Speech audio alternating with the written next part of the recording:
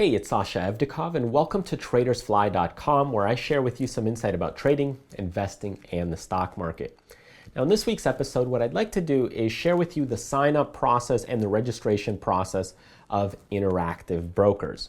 Now, I've had a lot of people ask me to do a review on Interactive Brokers or the trading platform, and I just want you to know and understand that anytime we're looking at a broker, it's not to criticize one broker or another in the fact that one broker is better than another. They all have different advantages and disadvantages depending on the type of trading that you do. It's kind of like buying a truck versus buying a hybrid vehicle. Which one's going to get better gas mileage? On the other hand, which one can tow a lot more lumber or a lot more weight? So you have to think of it in terms of what is it that you need. So when looking at a broker, when you're looking at a broker that has maybe higher commissions, and I say commissions because most people choose a broker based on commissions, one broker may have higher commissions, but they have great technical support because they need to fund the staff that's going to answer your questions. Another broker may have a lot lower commissions, but on the other hand, they don't have the technical support, or when you call in, you have to wait a lot longer. So remember that it's a sliding scale and that you're going to get what you pay for.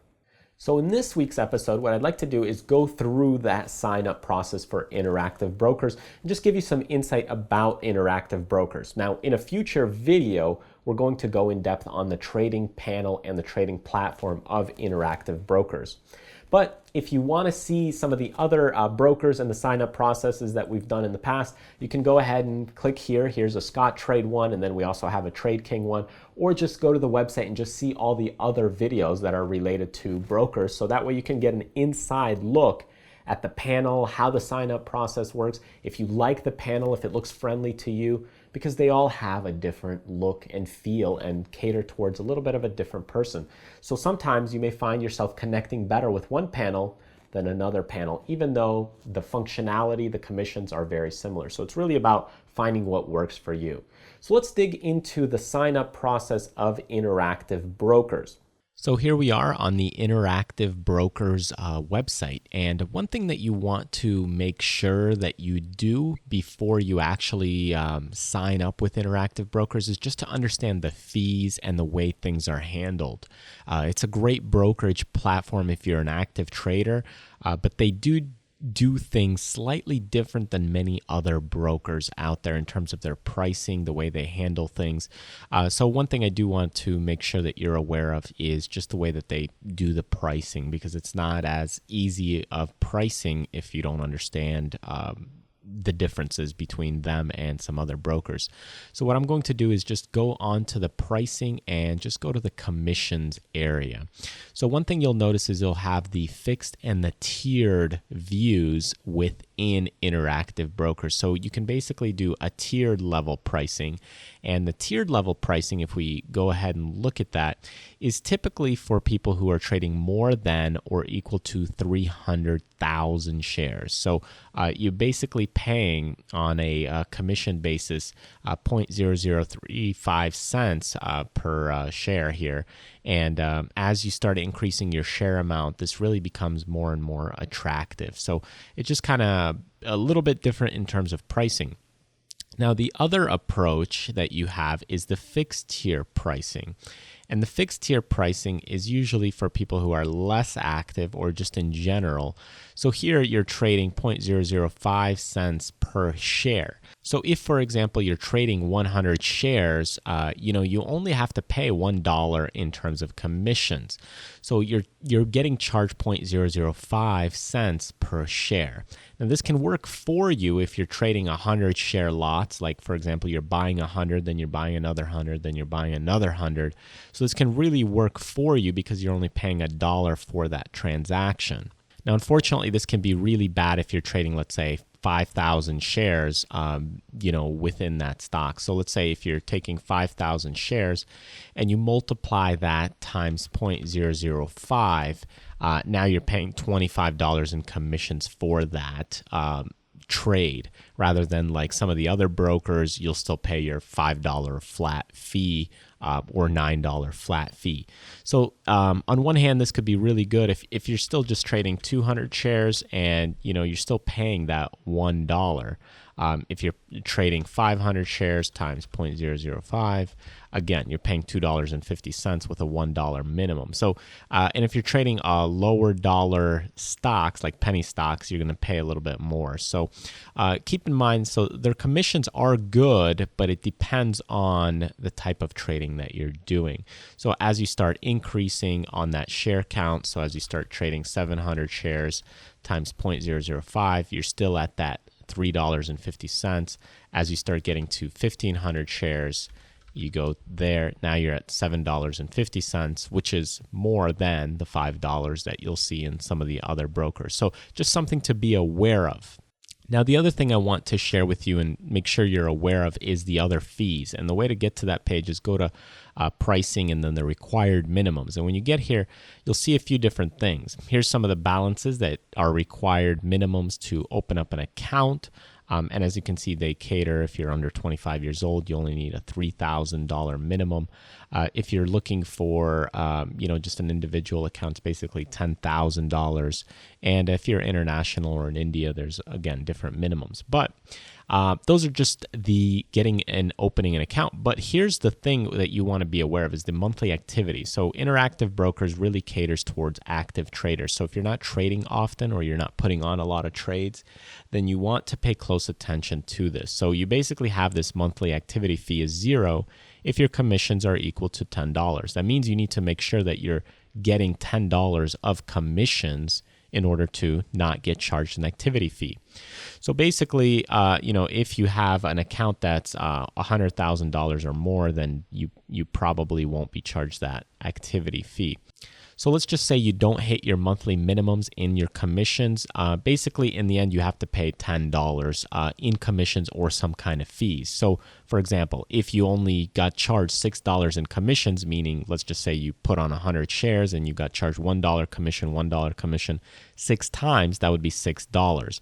Then the standard activity fee is $10. So you need to make sure you hit that. But you already paid $6, so your activity fee would only be $4. So pay close attention to this, especially depending on the account that you have and your activity level. So if you're not active enough, then you want to be very cautious when trading this, because otherwise you're going to be paying $120 per year just to have a dormant account or account that's not being active.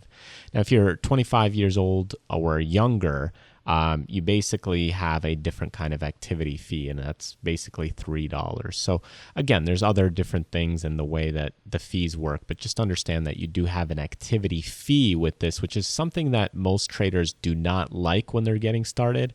But typically, if you make 4 or 5 trades a month, 7 or 10 trades a month, then this pretty much is going to be not a problem to hit. So going through this sign up process, the first thing that we want to do is go to the Open Account tab or button at the very top. You'll notice the drop down that pops out, and what you can do is go to Start an Application. So from there, once you click that, it'll take you down the page, and you'll basically get these 2 different options. You can go with an individual account, or you can do something like a joint trust, a retirement account, or something else. Now, for most people, they're going to want to do an individual account. So in this situation and this example, we'll just open up an individual account, and I'll show you that process. But if you want to open up a different type of account, like a retirement account, 401k, or something else, then you can go ahead and start that application. It's going to be fairly similar with a few little differences, but in general, since most people are going with an individual account, that is the type of registration we'll go through in this example. But again, you're going to have very similar kinds of questions and process through the application process. So one of the first things that you'll be required to do is go through the email address and confirm your email address, and then go ahead, sign up with a username and password.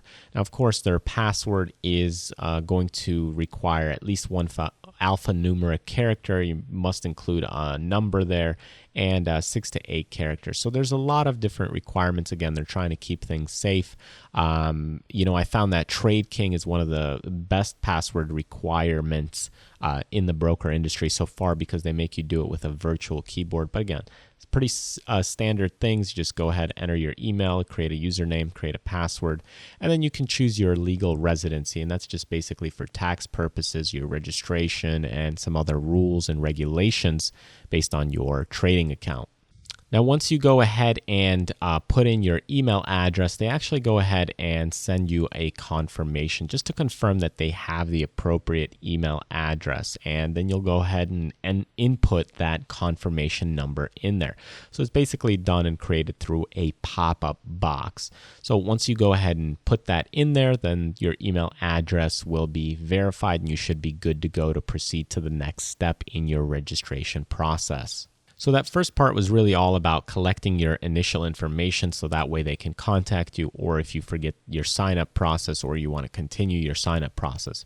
Now, the next step is really where step one begins, and it's really where collecting all your information starts to take place. So they give you an account number, which I've actually blocked out here and blurred out, and then you go ahead and start filling out things legally as you go through, and input all your information, such as your first name, your last name, your gender, number of dependents, the country that you live in, the address, and just go ahead and fill it all in terms of your city, state, zip code. And, as you go through that process, you'll go ahead and get to some of the more personal things, such as the phone number, your home phone, your mobile number. Then you'll get into your social security number, and then they'll go into the employment. Pretty typical things for opening up a brokerage account, and they'll go ahead and ask for all these employment informations because they'll want to verify things, or they'll want to double check things in terms of the type of account you're opening based on the requirements, based on the margin, to see if you get approved, checking and back checking your credit score, credit reports, all those different things, whatever they do in the background. Now, for our purposes, the standard account that we'll be opening up is the Regulation T margin account, and the currency will be in US dollars. And for most people that are opening up a standard trading account, you'll probably open up this type of account. So it's a typical standard account, and that's the one we'll go through in this process. The next step in the application process, you'll get to some security questions and answers that you'll have to fill in and fill out. So they'll go ahead and ask you all kinds of different questions, name of your best friend when you grew up, and all kinds of different things. So you'll want to go through this process and fill out those few questions and those answers, and a quick little survey about how did you hear about Interactive Brokers. So once you go ahead and hit the continue button, you'll be taken into the questions about regulatory information. And this is basically some disclaimers and things that they need to know. So for example, the shorter statement is if your account holder is a director, 10% shareholder, or policy-making officer for any publicly traded company, then you have to disclose that as you open up your account. So same thing above. If the account holder that you are opening up and you're a family member who resides in the same household as a registered as a broker, dealer, employer, and so forth, again, you have to disclose these kinds of things. And that's just for liability's sake and some regulation things that they have to know about. In the next stage, you'll get to the net worth and the net income. Now, in this stage, they just really want to see where to position you in terms of the margin account, in terms of some other things. So just for compliance sake, they need to know that.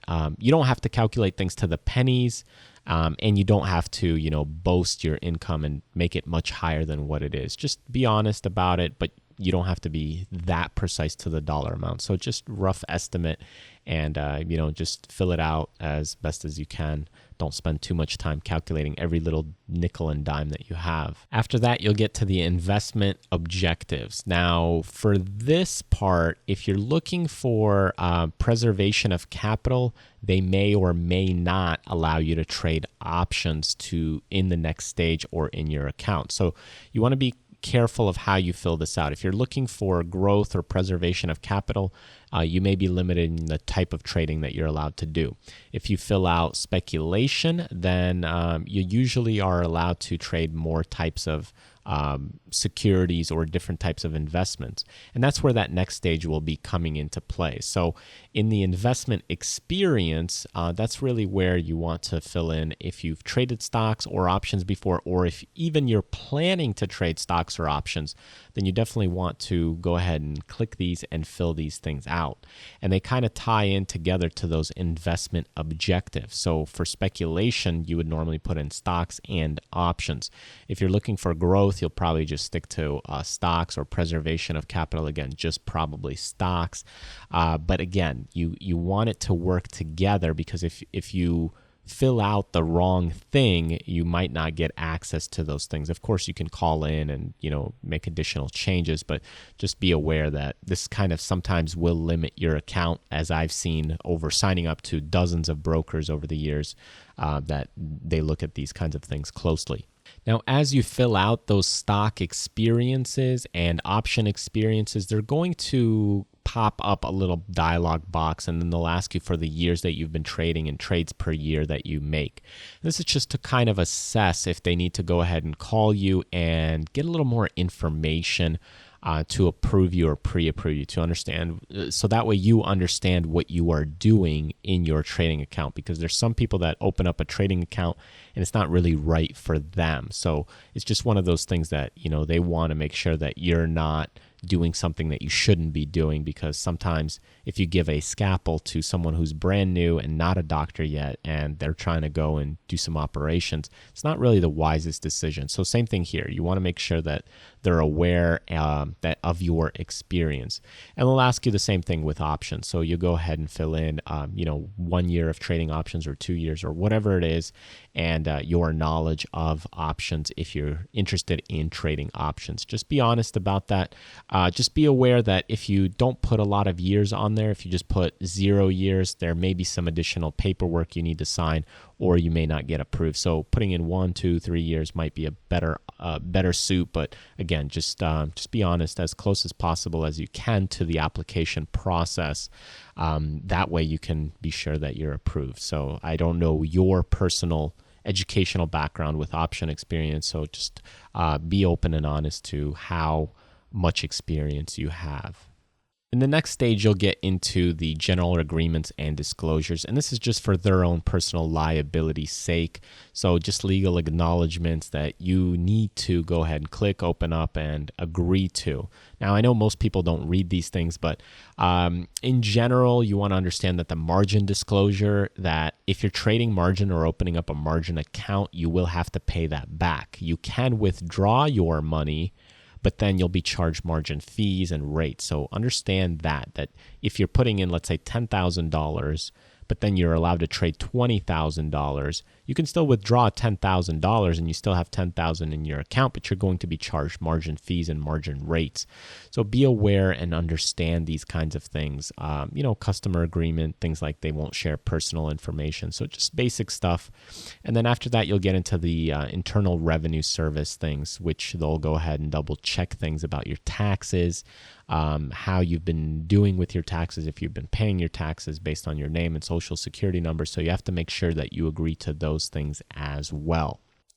And then finally, towards the bottom, you have to admit that everything is, in good faith, and that, the information you're providing is legal, and go ahead and input your signature in there, or just type your name in, and then hit the continue button, and then you'll proceed and move forward. In the next step, you'll get into the funding part of your account, and there's a few different ways to fund your account, as with any broker. Now, for our purposes, we're just going to hit the skip button, and we're not going to be funding our account at this exact moment, but you can go ahead and go through the funding process in this stage if you like to.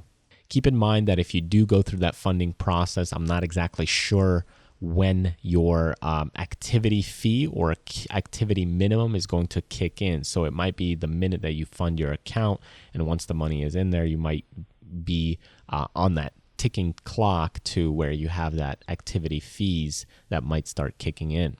And then finally, you go ahead and you should get an application status, and that'll be submitted for the approval. So they'll go ahead and take a couple business days to review your application.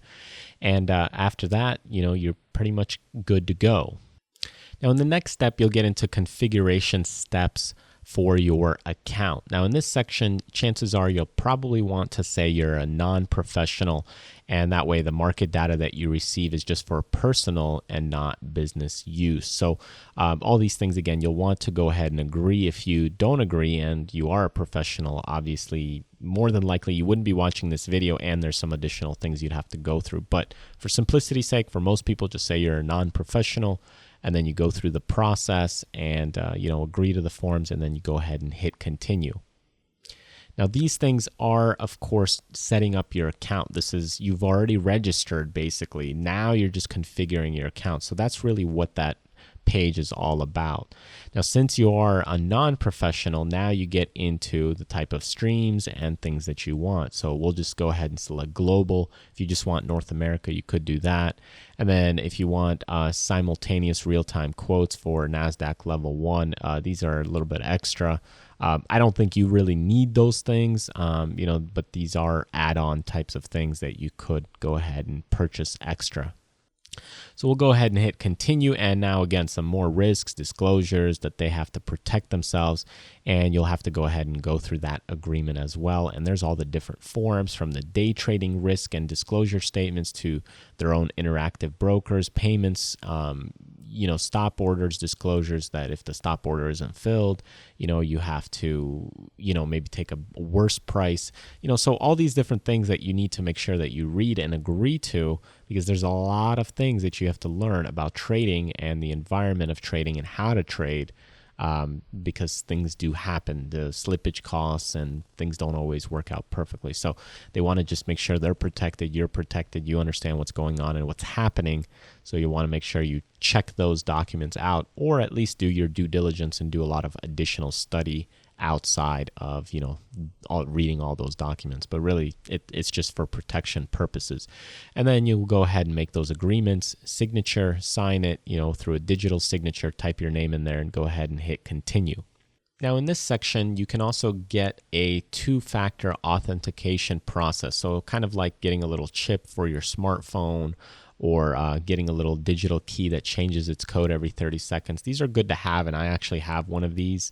I don't have one with interactive brokers, but I do have a digital security key for a handful of my brokerage accounts, and they just change the password every 30 seconds, and that allows you to log in. So you use your username, password, and then you also need your physical ID as well to log in with the code that changes all the time. So if you want that, you can go ahead and sign up to that. If not, just go ahead and hit continue. At the beginning stages, we don't really need that. We'll just go ahead and move on. And then finally, after configuring our account, it gives us the status of that our application is now pending review. So give it a few extra days. And of course, we didn't fund our account, but you can go into the funding stages. And that's really all the application process when it comes to interactive brokers. All right, so there you go. I hope you got some insight about the sign-up process. It's very similar to signing up to many other brokers. So there's not a lot of difference in that sense. You're just going through the form and the processes. So keep in mind that interactive brokers is typically better for the more active trader or investor. Now, the reason for that is because, number one, you get lower commissions and rates, but you have to hit a minimum. And currently that minimum is $10, but these minimums can shift. So if you do $10 worth of commissions and trades throughout that month, then you're fine. You don't have to pay anything extra. But if you don't do any trades for the month, you're still going to have to pay that $10 activity fee. In addition, their minimum requirements to fund your account is typically much larger than many other brokers. And that is because they're dealing with volume. They have great execution. So it's a broker that's really known for a lot of executing a lot of shares, a lot of trades. So you typically need about $10,000 to open an interactive broker's account, at least the basic one. And then you'll need $5,000 if you're looking to open up an IRA account. And if you're under 25 years old, $3,000 will get you an account. Now again, these things do change from time to time, so it's better to go ahead and check their website to make sure these numbers are accurate. But typically, according to the market of brokers out there, Interactive Brokers is a little more expensive to get started. So I would recommend this broker definitely for people that are more active or have been in the market, or you want to diversify amongst multiple brokers, but you're still doing active trades month to month. All right, so thanks for joining me in this video and just some overview of the sign up process. Now, keep your eye out for the future videos of Interactive Brokers where I'll go in depth about reviewing the panel and just trading on their platform. So that way you can get an inside look and see if it's something you want to sign up to, or if you just want to pass and look at some other brokers. In either case, thanks for joining me. If you want to see some of the stocks that I'm watching in the current market conditions or get really in-depth lessons, then go ahead and sign up to my stock market recap. That's where you're going to learn a lot more than just some short, simple videos that we have on YouTube. And in fact, some of these videos are not released on YouTube. So go ahead, check them out, sign up, enter your name and email address when you get there, and you'll get those every time a new video and lesson is released. But if you want to continue hanging out on YouTube, then just click one of the thumbnails right below and you'll continue watching some of the other videos and lessons that I have available. All right, thanks for joining me. I'm Sasha Evdokov. Remember to do what you love, contribute to others, but most importantly, live life abundantly. I'll see you next time.